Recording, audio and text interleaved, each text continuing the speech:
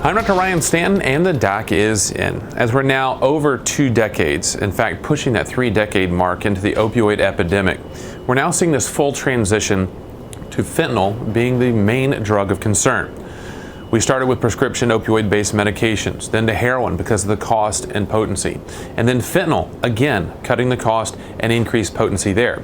Unfortunately, with what we're seeing on the streets are increased dosages and decreased uniformity within the medications and drugs that are out there, causing increased risks of overdose and death.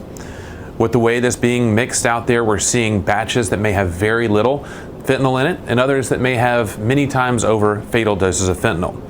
We're also seeing fentanyl spiking within other drugs not necessarily associated with opioids, including marijuana and methamphetamines. The key here is to do everything that we can to decrease the risk of the opioid epidemic. Getting recovery when able, access to Narcan and knowing when and how to use it. When available, getting the fentanyl test strips to see what is in the medications or drugs that you're taking. But most importantly, finding help and recovery for those suffering from opioid use disorder. Unfortunately, with the amount of fentanyl that's out there right now, we're seeing many more people with fatal overdoses than what we've seen in the past as numbers continue to rise even past the COVID pandemic. Let's do everything that we can to protect ourselves and each other as we continue through the opioid epidemic.